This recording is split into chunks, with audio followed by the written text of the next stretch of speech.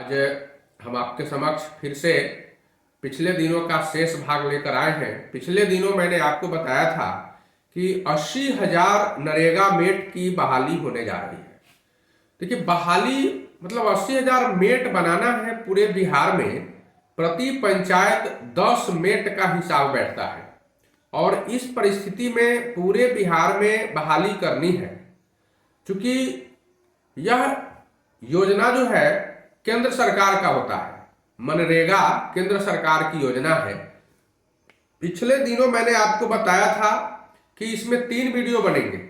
तो पहला भाग आपने देखा, दूसरा भाग हम फिर लेकर आपके समक्ष हाजिर हैं।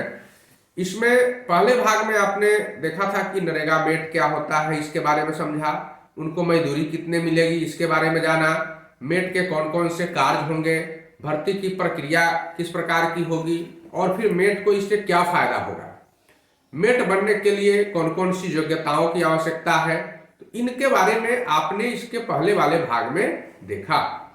अब इस भाग में आप जानेंगे कि नरेगा का मेट बनने के लिए आपको कौन कौन सा पेपर लगेगा, किन किन कागजातों की जरूरत पड़ेगी और कहां इसका आवेदन करना होगा।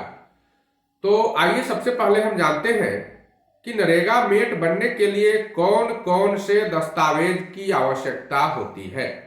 पहला दस्तावेज है आधार कार्ड। आप सबके पास होता है आधार कार्ड। आधार कार्ड की छाया प्रति आप अपने पास रख लेंगे। दूसरा है जॉब कार्ड। नरेगा मेट बनने के लिए आपके पास जॉब कार्ड का होना अति आवश्यक है। जॉब कार्ड के हर पन्ने की छाया प्रति आप रख लेंगे। 10वीं क्लास की मार्कशीट। 10वीं क्लास की मार्कशीट का होना आवश्यक है, क्योंकि आप पढ़े लिखे हों ताकि उनकी हाजिरी बना सकें, मास्टर रोल भर सकें। तो इसके लिए प्रमाण स्वरूप आपको 10वीं क्लास के मार्कशीट की छाया प्रति भी अपने पास रख लेनी है। चौथा है बैंक खाता।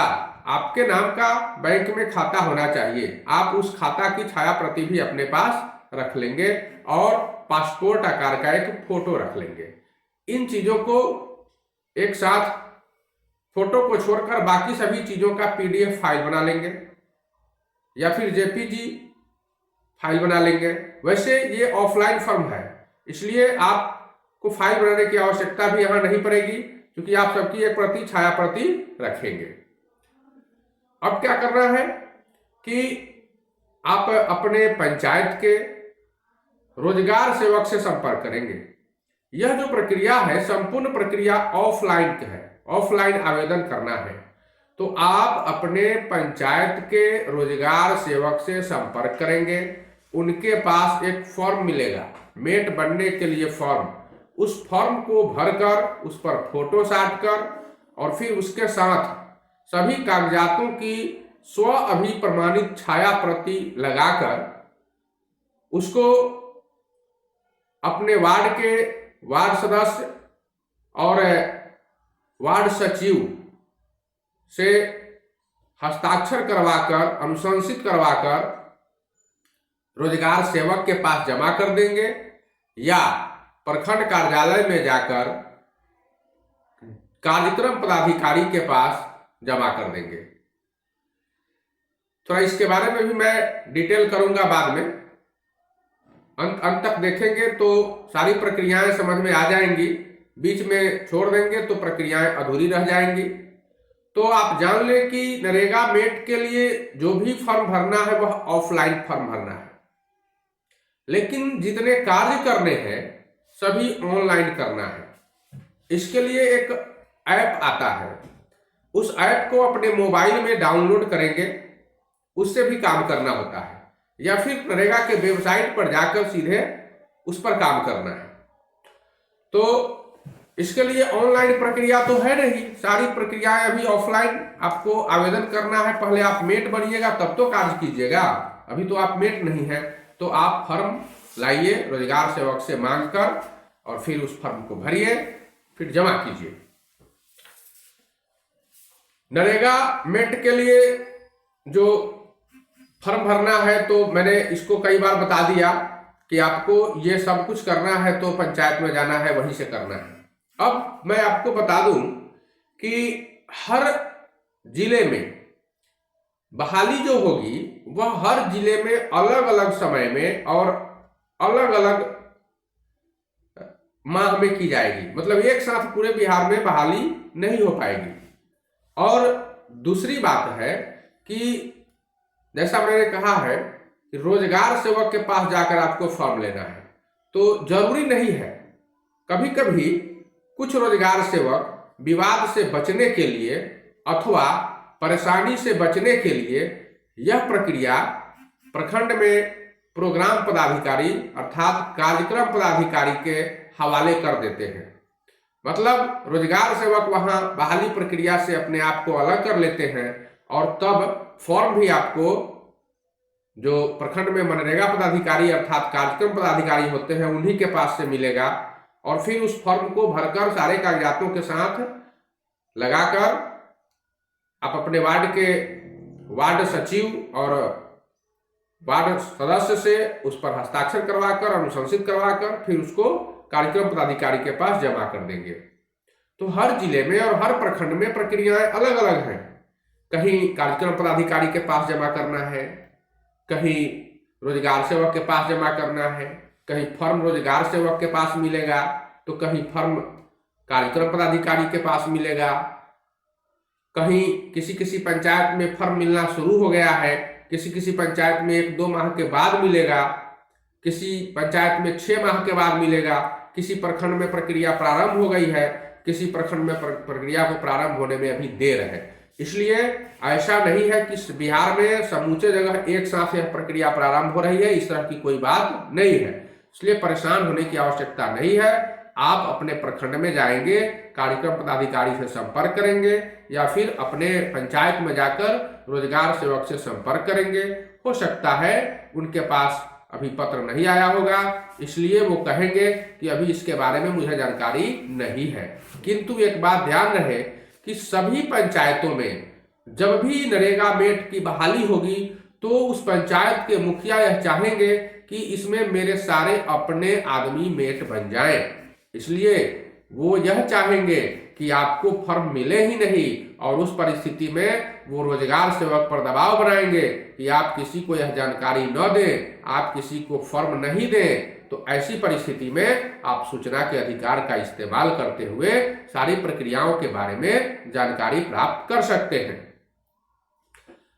जब आप नरेगा मेट के लिए फॉर्म भर देते हैं और प्रक्रियाएं पूरी हो जाती हैं तो फिर आपका चयन होने के बाद आपका नाम और आपके नाम से एक आईडी बनता है जो नरेगा के वेबसाइट पर डाल दिया जाता है।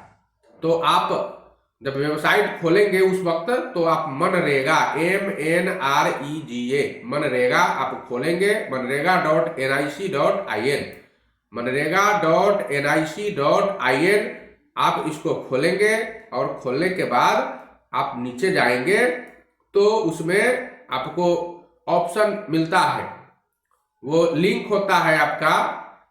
अब तो ये तो पहले से ही वेबसाइट बना हुआ है इसलिए वो नरेगा के नाम से ही बना हुआ है NREGA.nic.in और MNREGA.nic.in इस पर भी खोजिएगा तो वही चीज मिलेगा। तो जब आप इस लिंक को खोलेंगे और वेबसाइट खुलेगा तो ग्राम पंचायत नीचे मोटे मोटे अक्षर में लाल में लिखा होगा ग्राम पंचायत और एक बॉक्स बना हुआ होगा, उसमें 4 लाइन लिखे होंगे।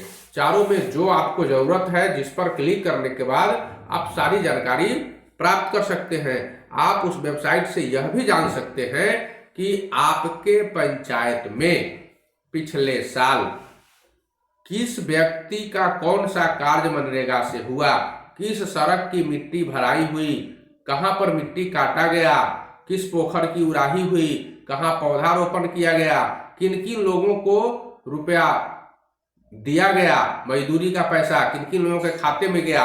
तो सारी जानकारी आप उस वेबसाइट से प्राप्त कर सकते हैं। मैं समझ रहा हूं कि आप अपने पंचायत में होने वाले घोटालों का भी पर्दाफाश उस वेबसाइट की सहायता से कर सकते हैं। तो ये कार्य जो है आप वेबसाइट पर जाकर कर लेंगे। जब आपका नाम आ जाएगा वेबसाइट पर आप देखेंगे, उसमें जब आपका नाम आ जाएगा क्योंकि उसमें एक आईडी आएगा भरने के लिए, जब वो रिपोर्ट देखेंगे ना, रिपोर्ट में जाइएगा, उसमें एक ऑप्शन होता है रिपोर्ट। जब रिपोर्ट पर जाइएगा तो आप देखिएगा कि उसमें आपका राज्य, जिला, प्रखंड और ग्राम पंचायत ये भरना होता है। उसके बाद उसमें कैप्चा भी भरना होता है और आपको आपका मोबाइल नंबर जो आप आवेदन के समय दिए हैं, रजिस्टर्ड मोबाइल नंबर, उस मोबाइल नंबर को उसमें डालना होगा, आपका ईमेल आईडी डालना होगा, फिर आपके नंबर पर एक ओटीपी आएगा। ओटीपी डालकर जब वेरीफाई करेंगे तो आपका जो आईडी होगा वह आईडी मिल जाएगा और उसके बाद पासवर्ड बना लेंगे, तो इससे आप वेबसाइट खोल सकते हैं और आप उस पर रिपोर्ट कर सकते हैं। तो इस तरह से मनरेगा का आप साइट खोलकर इन सारी चीजों को देख सकते हैं। आपके पंचायत में कौन कौन से कार्य पिछले साल हुए हैं उनको भी आप देख सकते हैं, खोज सकते हैं। ये मैंने आपको बताया और ये जानकारी आपको प्राप्त हुई। अब मैं थोड़ा सा और आपको बता दूं इसके बारे में कि मनरेगा का जो भी कार्य होगा, अब जो भी कार्य होना है वह जियो टैग होगा और जियो टैग के साथ साथ जो ऐप मैंने बताया कि ऐप डाउनलोड करना है, तो ऐप जब डाउनलोड होगा तो जियो टैग कैसे होगा। अब मनरेगा में धांधली नहीं होगी, अब मनरेगा में फर्जी हाजिरी किसी की नहीं बनेगी। अब सरकार बहुत ही इस पर नई नई चीजें ला रही है, नया तकनीक का इस्तेमाल हो रहा है। आपको मैं बता दूं कि जो ऐप बन रहा है और जिस तरीका से सरकार निगरानी कर रही है, तो राजस्थान में जिन जिन पंचायतों में 2-2 हजार मजदूर प्रति माह काम कर लेते थे, हाजिरी उनकी बन जाया करती थी, आज की स्थिति है कि वहां की उपस्थिति शून्य है। मतलब आज वहां काम ही नहीं हो रहा है। मोबाइल में उसी समय फोटो खींचना है और अपलोड भी करना है, और आप कहां से मोबाइल में फोटो खींच रहे हैं यह भी जियो टैग से साबित हो जाएगा। तो इसकी जानकारी मैं अगली बार आपको बताऊंगा, अगली बार दूंगा कि कैसे कैसे हम जानकारी कर सकते हैं और क्या क्या उसमें भरना है, कैसे ऐप से निगरानी होगी, कैसे ऐप में काम किया जाएगा, इसकी जानकारी मैं आगे दूंगा। लेकिन आपको इस बार फिर से मैं कह रहा हूं, इतना स्पष्ट करा रहा हूं कि आप यह जान लें कि आप जहां भी जाएंगे फॉर्म के लिए, फॉर्म अगर नहीं मिलता है तो घबराने की बात नहीं है। आप यह न समझें कि बहाली नहीं हो रही है। बहाली किसी किसी में देर से भी होना है और किसी किसी में थोड़ा जल्दी भी बहाली हो जाएगा, किसी किसी में चल भी रहा होगा, इसलिए कहीं आपको फॉर्म मिल भी जाएगा, किसी पंचायत का फॉर्म आपको मिल भी जाएगा, किसी प्रखंड में फॉर्म मिल भी जाएगा, कहीं कहीं नहीं भी मिलेगा। तो ये हमेशा एक साथ नहीं होता है, इसलिए बहुत परेशान होने की आवश्यकता नहीं है। कभी कभी कुछ कुछ समय के लिए फॉर्म भरना बंद भी हो जाता है, तो ऐसा नहीं है कि आप जाएं परेशान हो जाएं, फॉर्म भरना बंद हो गया है तो आप परेशान नहीं होइएगा, क्योंकि आज या कल तो यह होना है। इसमें वेतन जो होगा वह नरेगा में जो मेट का वेतन होगा वह वेतन आपका रोज जोड़ कर मिलेगा। 202 रुपया जो रोज है वही रोज आपको जोड़ कर और 15 दिन पर या 30 दिन पर आपको मिलेगा, वही वेतन के रूप में आपको मिलेगा। कोई अलग से कोई वेतन नहीं होगा, इसमें कोई मानदेय नहीं होगा। इसके बारे में और भी अधिक जानकारी अगर प्राप्त करनी है या नरेगा के बारे में कोई शिकायत करना है, आपके यहाँ काम हो रहा हो, अच्छा से नहीं हो रहा हो, घोटाला हो रहा है, दूभी छीलकर और लोग 3 फीट मिट्टी काटने का रुपया उठा लेते हैं, ये एकदम यही होता है मनरेगा में। मनरेगा का मतलब होता है पूरा लूट। तो यह लूट जो हो रहा है आप इस पर कंप्लेन करेंगे। मैं टोल फ्री नंबर बता रहा हूं, आप एक टोल फ्री नंबर नोट कीजिए, 1800-111-155 1800-111-155 ये टोल फ्री नंबर है और आप इस पर कॉल करके फिर जो भी शिकायत है उसको आप दर्ज करा सकते हैं। शिकायत की ये जो समस्या है आपकी उसका निराकरण किया जाएगा, समय पर निराकरण किया जाएगा। गांव के लोगों को रोजगार प्राप्त करने का बहुत ही बेहतरीन और अच्छा मौका है, आप इस मौके को गंवाइए मत। सरकार द्वारा जो यह अवसर आपको दिया जा रहा है वह आपके बहुत काम आ सकता है। यदि आप अपने गांव में रह रहे हैं, ग्रामीण क्षेत्र में रह रहे हैं, तो आप इस रोजगार का फायदा अवश्य उठाइए। इसके बाद जो निगरानी की बात हम कर रहे थे, तो हम अगले वीडियो में फिर आपको बताएंगे कि कैसे कैसे निगरानी करनी है।